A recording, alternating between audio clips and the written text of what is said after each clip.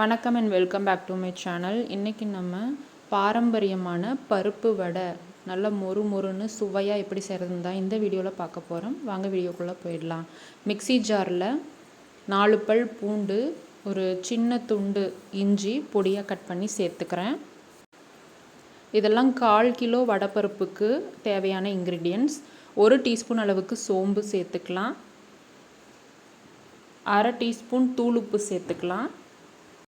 இந்த அளவுக்கு medium size பட்டையை இந்த மாதிரி துண்டுகளாக்கி சேர்த்துக்கலாம். இல்லைன்னா சம்டைம்ஸ் மையாத வந்துடும், அதுக்காக இந்த மாதிரி நம்ம செய்கிறோம். இதை இதோடு சேர்த்துக்கலாம். 1 வரமிளகாயை கிள்ளி சேர்த்துக்கலாம். ஒரு 5-6 கருவேப்பிலை இலையும் இதோடு சேர்த்துக்கலாம். இப்போ இதெல்லாம் நம்ம ஒரு சுற்று விட்டு எடுத்துகிட்டு வந்துடலாம்.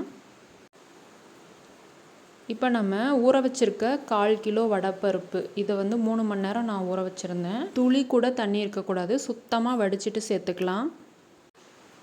ஒரு 10-15 பருப்பு தனியாக எடுத்து வச்சுருங்க. இப்போ இதை நம்ம அரைச்சிட்டு வந்துடலாம். கொரப்பாக அரைச்சா போதும். இப்போ நம்ம எடுத்து வச்சுருக்க முழு பருப்பையும் இதோட சேர்த்துக்கலாம். இது எதுக்காகன்னா, நம்ம வடையை கடித்து சாப்பிடும்போது இது நல்லா மொறுமொறுன்னு இருக்கும் அந்த முழு பருப்பு. இப்போ இதோட 2 பெரிய வெங்காயம் பொடிசாக கட் பண்ணது, 2 பச்சை மிளகாயும் பொடிசாக கட் பண்ணது சேர்த்துக்கலாம். ஒரு கைப்பிடி அளவுக்கு கொத்தமல்லி இலை பொடியாக கட் பண்ணதையும் சேர்த்துக்கலாம். இப்போ இது எல்லாத்தையும் சேர்த்து நல்லா பிசைஞ்சு விட்டுக்கலாம். தண்ணி எதுவுமே சேர்க்கக்கூடாதுங்க. இந்த பருப்பு அரைக்கும் பொழுதோ அல்லது நம்ம வடை தட்டும் பொழுதோ எதுக்குமே தண்ணியே சுத்தமாக சேர்க்கக்கூடாது. இப்போ இந்த மாதிரி உருண்டை பிடிச்சி நம்ம உள்ளங்கையில் வச்சு இந்த மாதிரி அழுத்தினோம்னா இந்த மாதிரி நமக்கு வடை ஷேப்பு கிடைக்கும். இதை நம்ம ஒரு தட்டில் எடுத்து வச்சுக்கலாம். ஒரு அடைசலுக்கு மட்டும் நம்ம தட்டி எடுத்து வச்சுக்கலாம். அது வெந்துட்டுருக்கும் பொழுதே நம்ம இன்னொரு அடைசலுக்கு தட்டி எடுத்துக்கலாம்.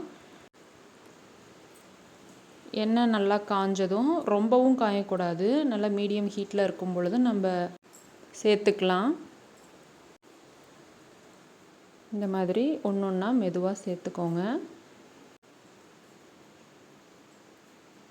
இந்த சலசலப்பு கொஞ்சம் அடங்கினதும் இதை நம்ம திருப்பி விட்டுக்கலாம். உடனேலாம் திருப்பக்கூடாது. உடனே திருப்பினீங்க அப்படின்னா உடஞ்சி போயிடும். பாருங்கள், இந்த மாதிரி சலசலப்பு குறைஞ்சதும் இப்போ நம்ம திருப்பி போட்டுக்கலாம். 2 பக்கமும் நல்லா பொன்னிறமாகி வெந்ததும் நம்ம எடுத்துடலாம். நல்ல மொறு சுவையான பருப்பு வடை சூப்பராக ரெடி ஆயிடுச்சு. கண்டிப்பாக இதே போல் நீங்களும் உங்கள் வீட்டில் ட்ரை பண்ணி பாருங்கள். அவ்வளோ டேஸ்ட்டாக இருந்தது. நிச்சயமாக நீங்களும் ட்ரை பண்ணி பார்த்துட்டு எப்படி இருந்ததுன்னு சொல்லுங்கள். இந்த ரெசிபி உங்களுக்கு கட்டாயம் பிடிச்சிருக்குன்னு நம்புகிறேன். பிடிச்சிருந்தா வீடியோவை லைக் பண்ணுங்கள். உங்களோட மற்ற ஃப்ரெண்ட்ஸ்க்கும் ஷேர் பண்ணுங்கள். தேங்க்ஸ் ஃபார் வாட்சிங்.